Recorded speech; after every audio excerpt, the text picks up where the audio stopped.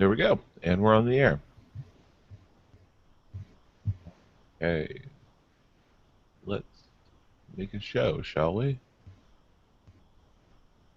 The show makes you, Ben. The show makes you. We're not in Soviet Russia.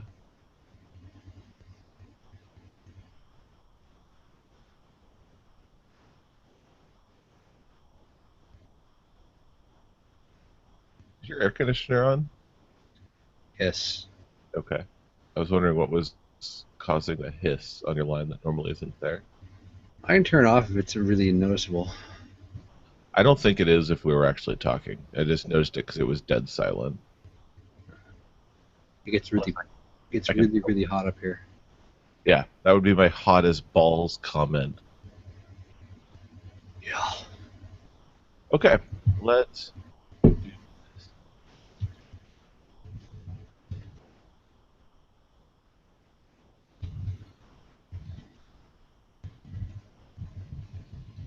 Wait, what are you doing now? Typing on a keyboard. Oh, just passing a lot more audio than usual through your line. Is that good or bad? Well, if I was recording sounds of your keyboard as the podcast, it would be good.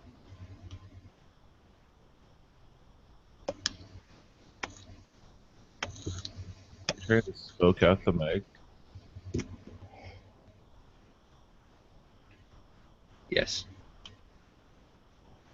All right. Well, now that that's recorded on video,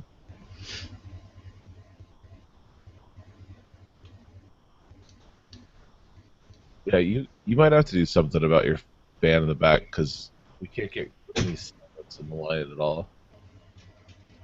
Maybe just turn it to low. That's what I did. Should be better. It's much quieter on low. Yeah, we're good. All right, let's do this.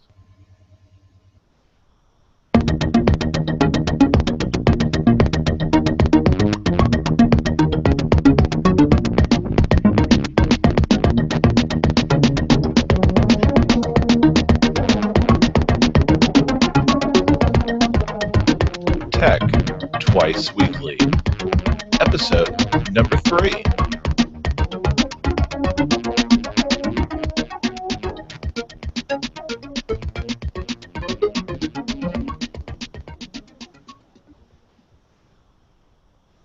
Welcome to Tech Twice Weekly. My name is Ben White, and this is a new podcast bringing you technology news headlines and discussing the big stories every Sunday and Wednesday.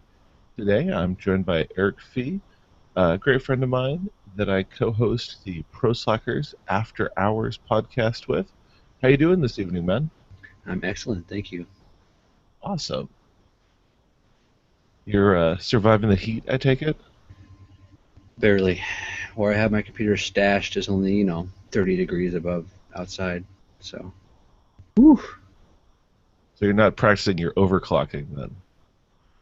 No, in fact, if I leave my machines running during the day with the AC off, they will explode. Ouch. Yeah, I'm in the same boat, but no AC unit here, so.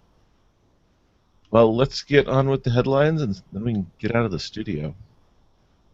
So, starting off this week, VentureBeat on Friday broke the news that, according to their sources familiar with the matter, Google had officially closed a deal buying the video game streaming website Twitch.tv. Rumors originally spread back in around May about Twitch.tv being purchased by Google, but after the initial gossip broke, there has been no further information on the sale. The same might be true with this story. Since VentureBeat broke the news on Friday, it appears no other media outlet has released an independent story covering the news, and neither Google or Twitch.tv have said a word. PC Gamer covered the news of online gaming service Steam launching a new beta music player. The Steam Music Beta is basically just a very bare bones basic MP3 player built into the Steam software. It appears to be really simple, no streaming service or anything like that. However, being built into Steam means that it works nicely with Steam's Big Picture mode, which is Steam's UI specifically designed for televisions and large display devices. If you're interested in checking out the Steam Music Beta, simply log into your Steam account settings and select Opt in for the Steam Beta update. TechCrunch brings us information about Amazon's new Video Shorts section. It appears Amazon is aiming to challenge YouTube and other short form video streaming sites by adding a Video Shorts section to its instant video streaming services. Currently, Amazon's collection of video shorts includes game trailers, music videos, concert clips, and even how-to videos covering topics like beauty and makeup. We're expecting to see this grow over time, though. Digital Trends is reporting on news that unlocking your cell phone may soon finally be legal again in the United States through the use of the Digital Millennium Copyright Act of 1998. Cell phone manufacturers and carriers have been preventing users from unlocking cell phones to work on different carriers. There was previously an exception made by the Library of Congress, but this exception expired in 2012, and since then, lawmakers have been working towards developing legislation to permanently legalize cell phone unlocking. Just over a week ago, the Senate passed a bill to legalize cell phone unlocking called the Unlocking Consumer and Wireless Competition Act. Very classy. It has now cleared Congress and requires only the president's approval to make it into law. It's unclear exactly when President Obama will be signing the bill, but the intention is for the new law to be passed by the end of the year.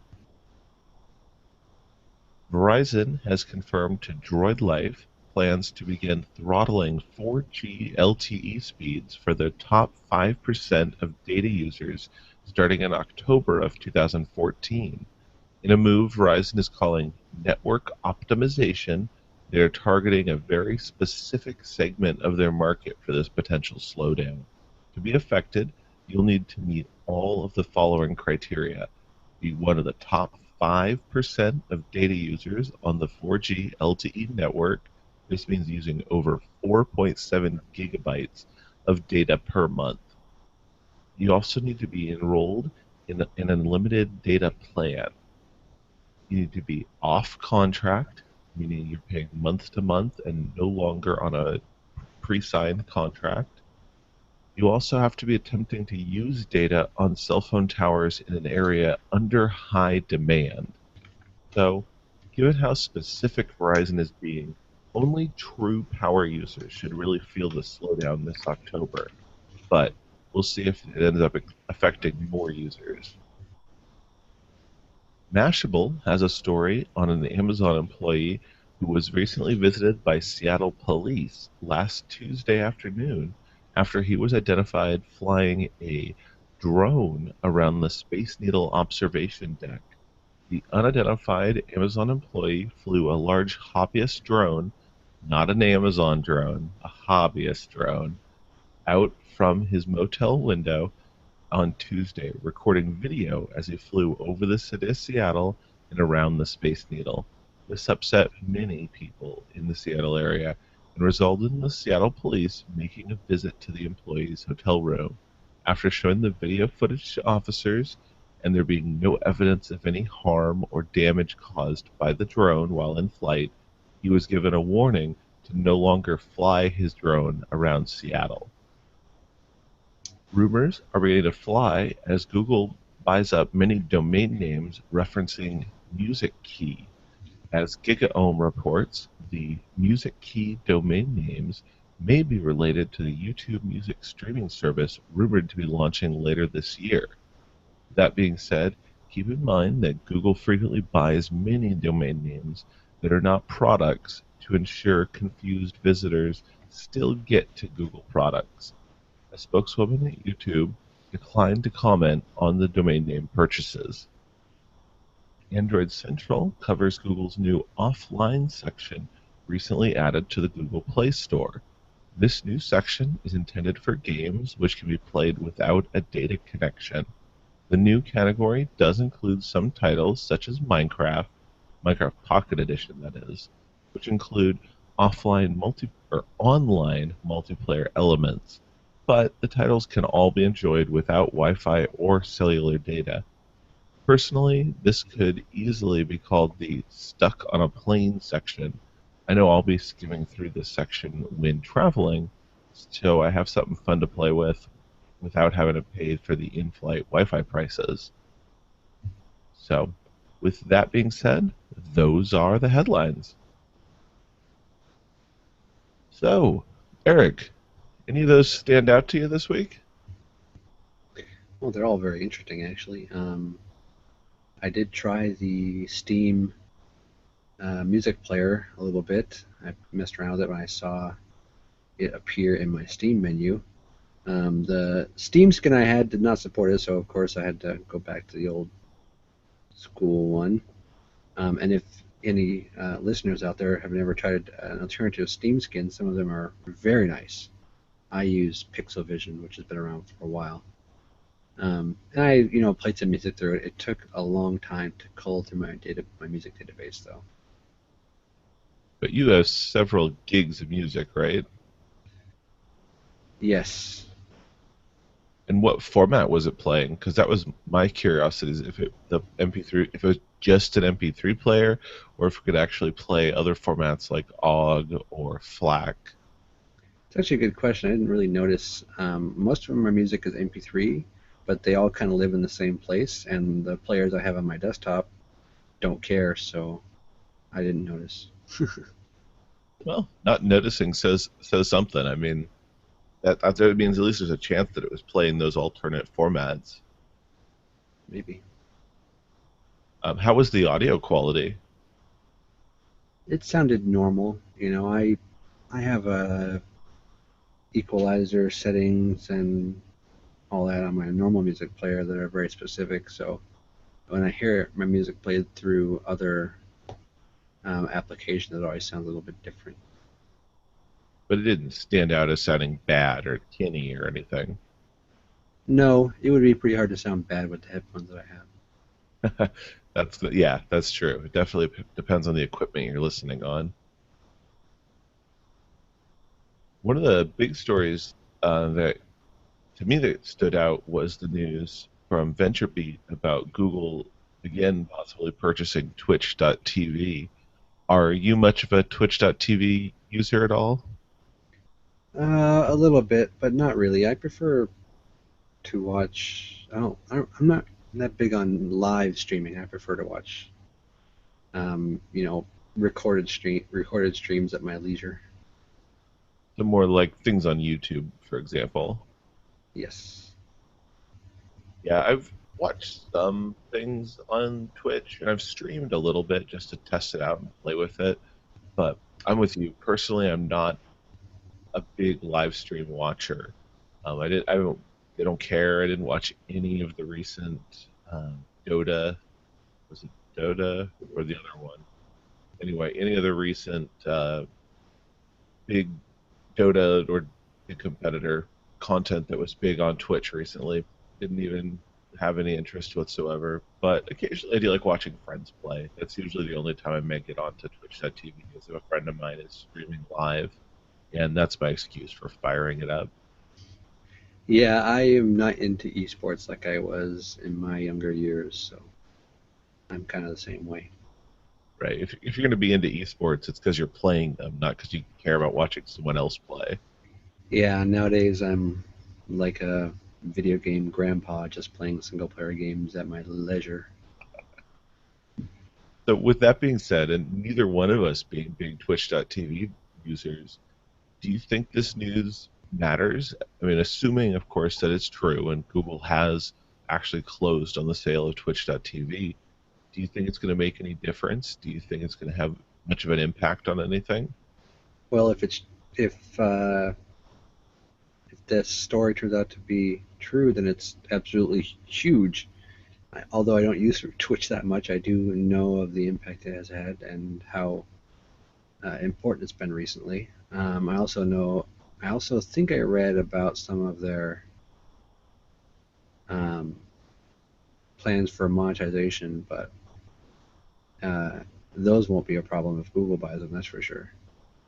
And not everything Google's done with YouTube has been what I would have chosen if I was in a position like them, but YouTube is a staple for me at least, and so if they're able to keep the spirit of Twitch TV like they kept the spirit of YouTube, then I'm sure it'll turn out for the best. Yeah, and I think that's the important part is making sure to give Twitch.tv the help of Google's virtually infinite resources, but not changing Twitch.tv because clearly it's currently a successful formula that works. Mm-hmm, mm-hmm, mm-hmm.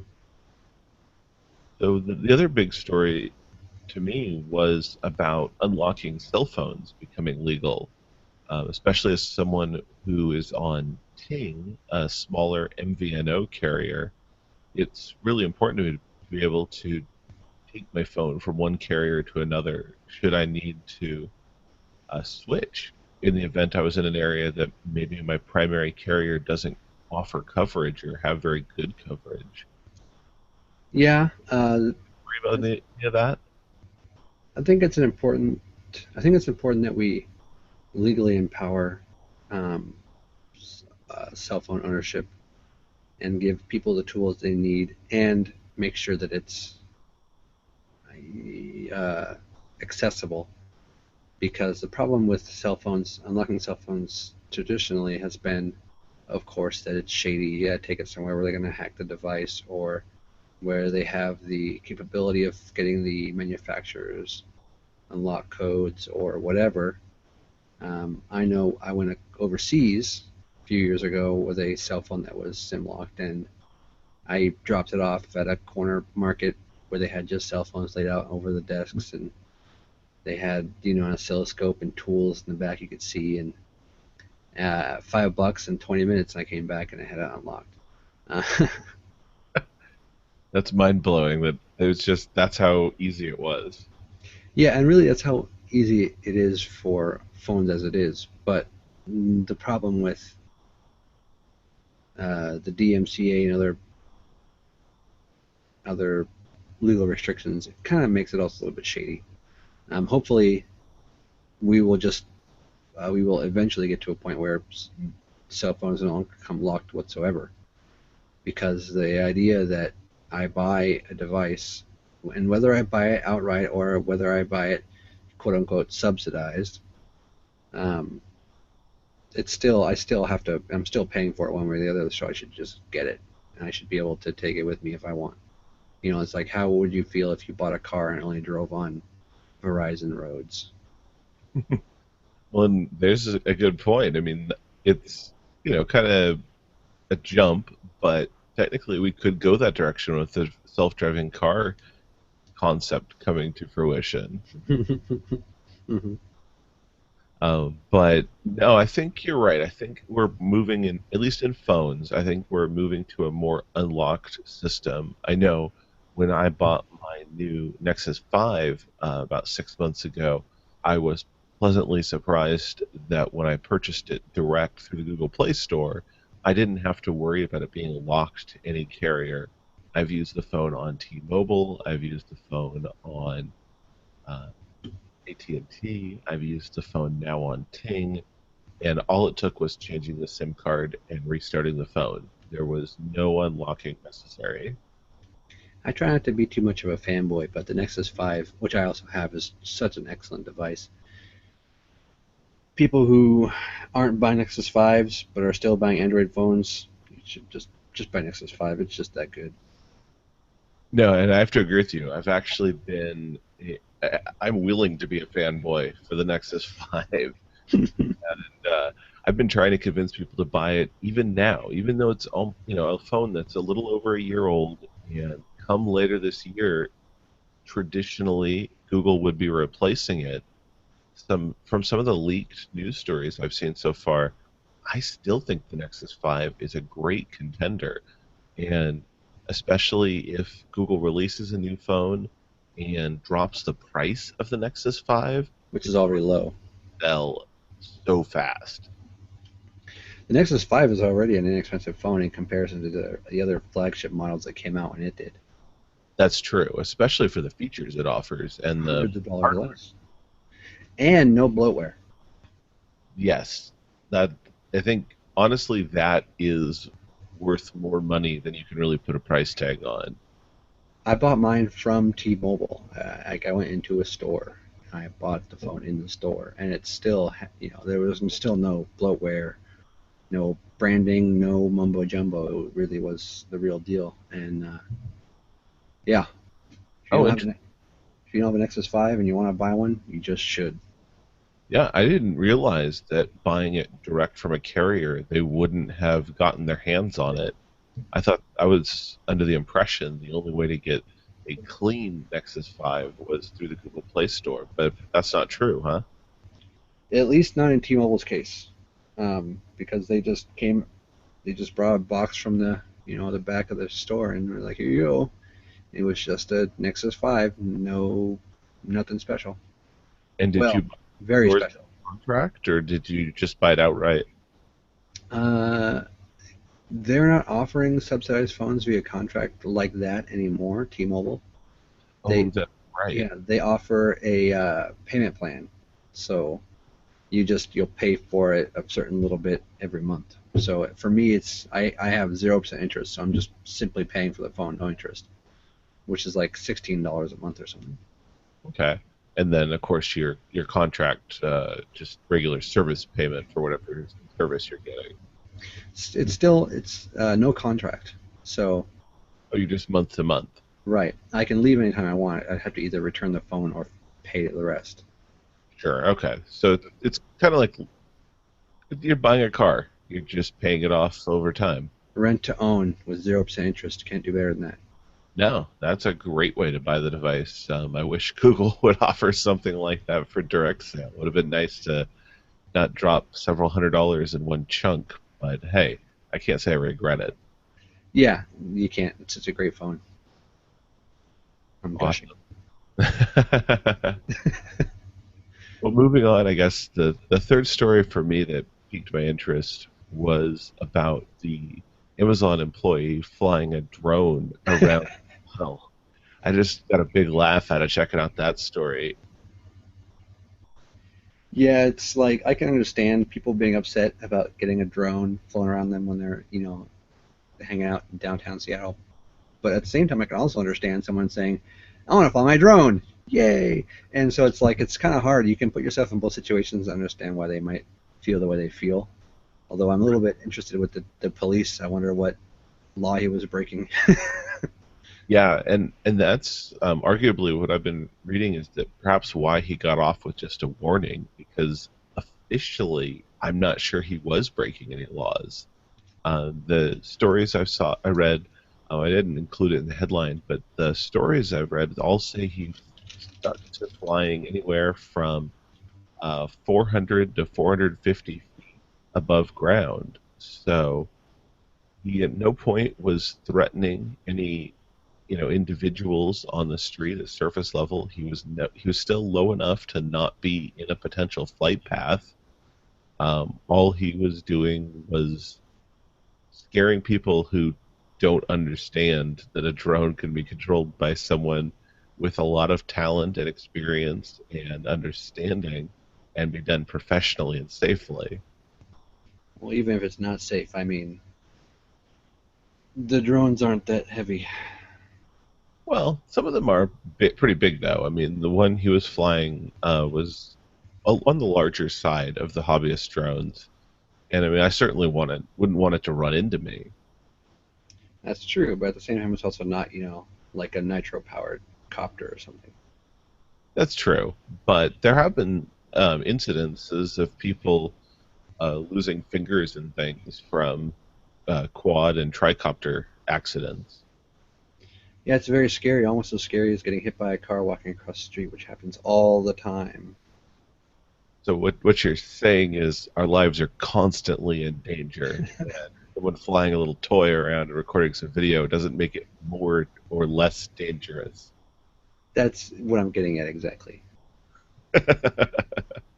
No, I'm inclined to agree. I think it's all blown out of proportion. I think people don't understand, and the media has jumped on drones as a great way to keep people scared. And so there's a lot of misinformation and misunderstanding about drones out there.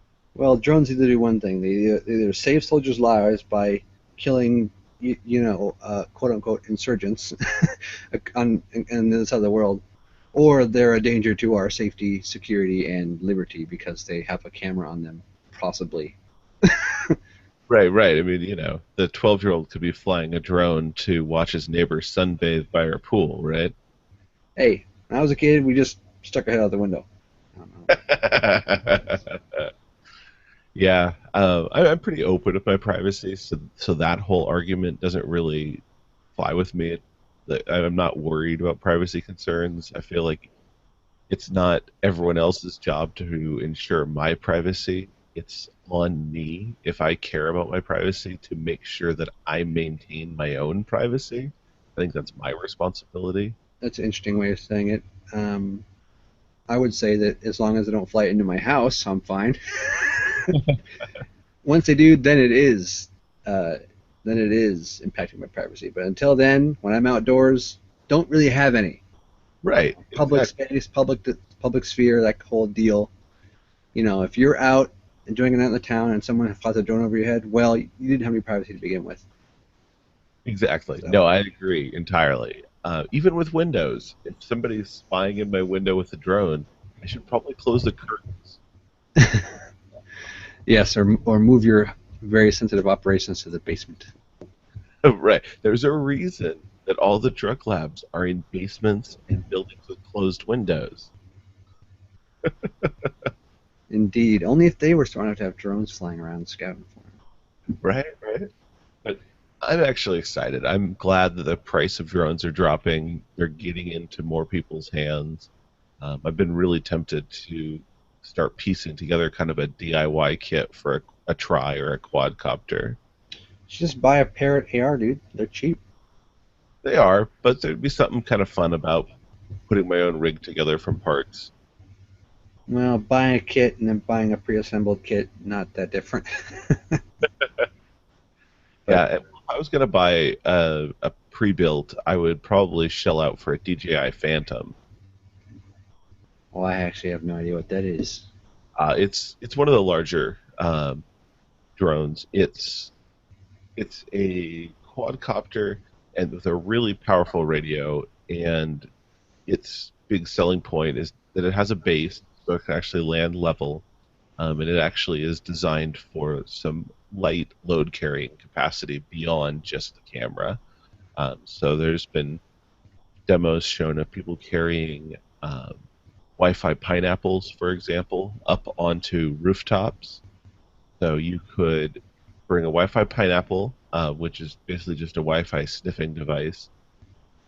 Take your drone, fly it over onto a rooftop where you know there's going to be a lot of Wi-Fi traffic inside the building, and have it just record all of that data, capture it, and then bring it back home using its this return home feature.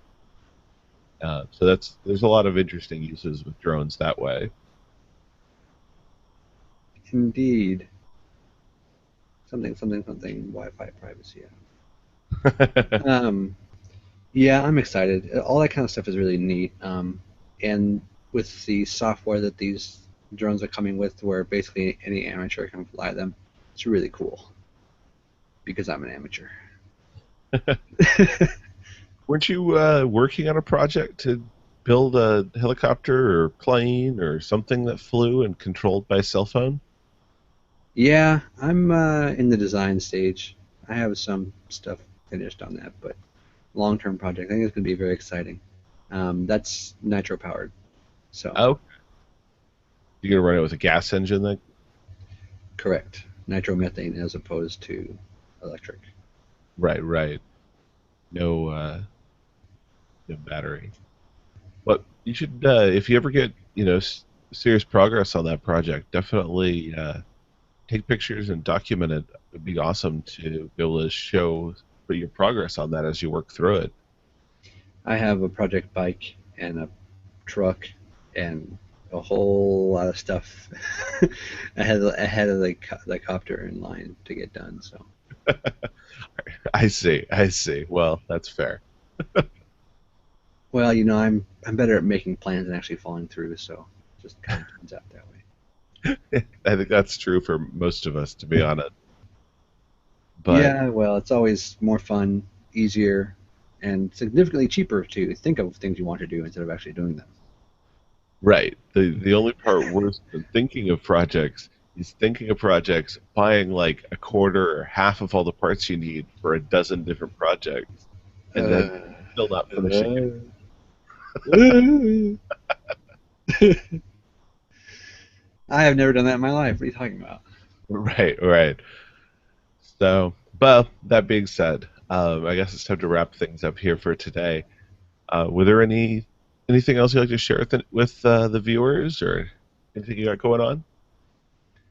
I am working through a new exercise routine, which is neat. I'm also doing research on uh, nitrate levels and how they affect blood pressure. Um, I have hypertension, so I'm doing that on myself. So less Uh, is what that comes down to, right? yeah, well, you know, I saw the Lego movie today. Hilarious. I actually got a chance to see that just like 2, maybe 3 weeks ago. I was surprised at how good a movie it was.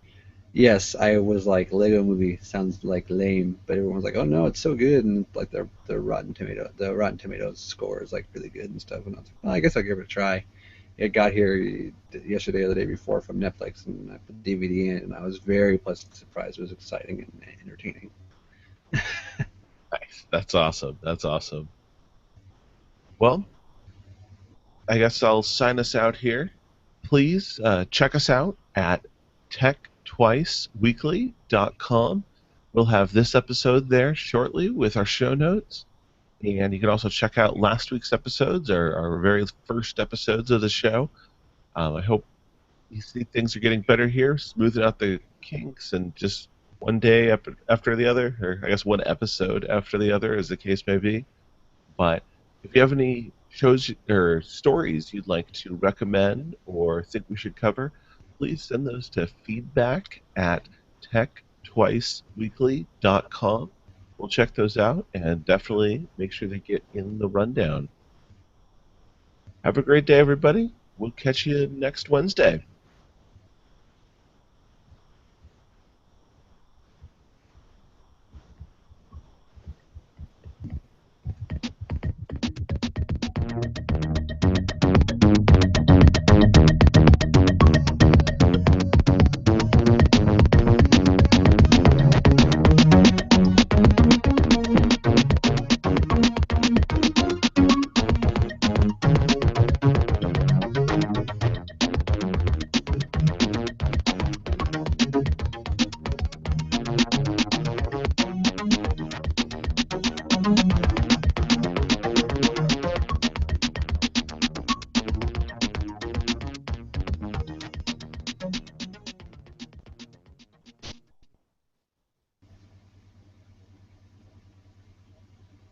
All right, there we go. Unlive us. Yeah, let's go ahead and say goodbye. Yay, goodbye, YouTube.